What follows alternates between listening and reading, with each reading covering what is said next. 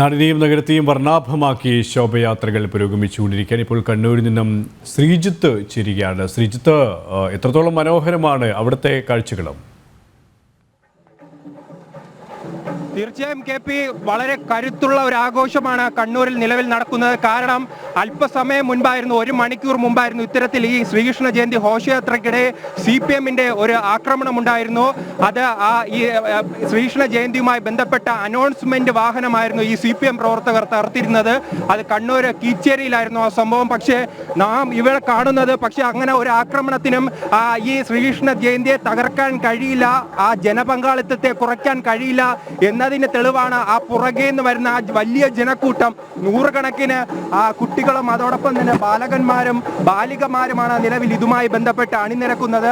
എന്തായാലും ചേട്ടാ, അല്പസമയം മുമ്പ് ഇവിടെ നമ്മൾ സാധാരണയായിട്ട് പാപ്പിനിശ്ശേരി ചുങ്ക് ഉത്തമൻ ക്ഷേത്രത്തിൽ നിന്നാണ് ശ്രീകൃഷ്ണ ശോഭയാത്ര ആരംഭിക്കുക.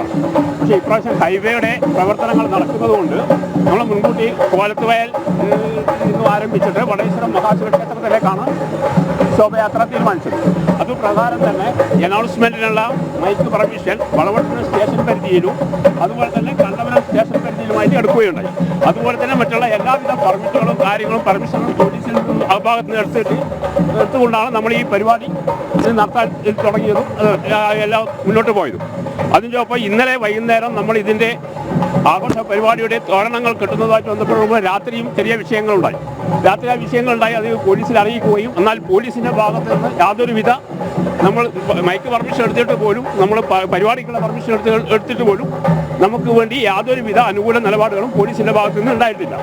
അതുപോലെ തന്നെ ഇന്ന് പരിപാടി അനുബന്ധിച്ച് നമ്മൾ അല്പസമയം മുമ്പ് ഇന്ന് പരിപാടിയോടനുബന്ധിച്ച് നമ്മുടെ അനൗൺസ്മെന്റ് വാഹനം നമ്മളെ പരിപാടി തുടങ്ങുന്ന സ്ഥലത്തിനടുത്ത് എത്തിയപ്പോൾ ഒരു കൂട്ടം ഫാസിസ്റ്റ് ഗുണ്ടകൾ മാരകായുധങ്ങളുമായി വന്ന് വാഹനങ്ങളുടെ ഗ്ലാസ് അടിച്ചു പൊളിക്കുകയും വാഹനത്തിലുണ്ടായിരുന്ന 3 പേരെ ക്രൂരമായി മർദ്ദിക്കുകയും ചെയ്യും. ഏതായാലും ശ്രീജിത്ത് പറഞ്ഞതുപോലെ തന്നെ, അദ്ദേഹം പ്രതികരിച്ചതുപോലെ തന്നെ, ഈ ശോഭയാത്രയുടെ ശോഭ കെടുത്താനുള്ള നീക്കങ്ങളാണ് ചില കോണുകളിൽ നിന്നും ഉയരുന്നത്. എങ്കിലും അതിനൊന്നും വകവയ്ക്കാതെയുള്ള വലിയ ജനപങ്കാളിത്തമാണ് നമുക്ക് കാണാൻ സാധിക്കുന്നത്. ഏത് അതിക്രമത്തിനും ഏത് പ്രതിരോധത്തിനും കവച്ചു വയ്ക്കാൻ കഴിയില്ല ഈ ജനാവലിയെ. കാരണം ഭക്തിസാന്ദ്രമായ അന്തരീക്ഷത്തിൽ തന്നെയാണ് കൃഷ്ണഭഗവാന്റെ ജന്മദിനത്തിൽ ബാലഗോകുലത്തിൻ്റെ നേതൃത്വത്തിൽ ഇത്തരം മനോഹരമായ ശോഭയാത്രകൾ നാടെങ്ങും നടക്കുന്നത്.